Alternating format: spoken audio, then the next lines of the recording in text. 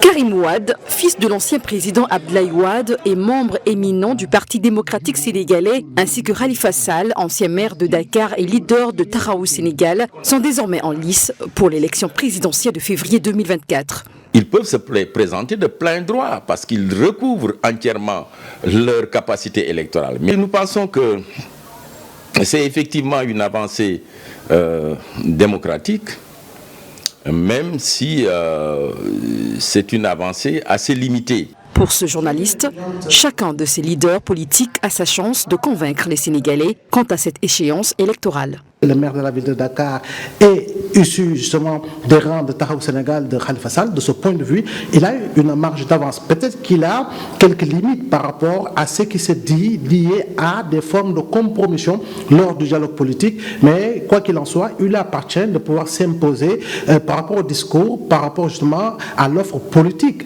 qu'il va mettre en branle pour aller dans le sens de convaincre les Sénégalais. Maintenant, on le sait, qu'il va attiser la curiosité, il lui appartiendra dès lors qu'il débarquera sur le tarmac de l'aéroport international Blaise Diagne, qu'il puisse d'entrée aller dans le sens en tout cas de donner un autre souffle, un autre regard, une autre façon de faire et de parler pour, à mon avis, créer l'attractivité autour de sa personne. Mais à mon avis, il sera dans une séance de rattrapage. À l'issue d'un dialogue politique convoqué par le président Macky Sall, 2 réformes majeures ont été mises en place au niveau des articles L29 et L28 du Code électoral.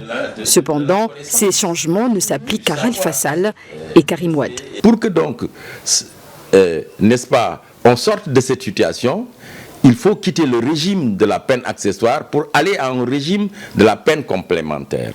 Cela signifie que, à ce moment-là, quand on sera dans un régime de la peine complémentaire, personne ne pourra perdre ses capacités électorales, ses droits civils et politiques, si cela n'est pas prononcé par le juge. Pour rappel, en 2015, Karim Wade a été condamné pour enrichissement illicite. De même, Khalifa Sall avait été écarté de l'élection présidentielle en 2019, après avoir été condamné pour détournement de fonds publics en 2018.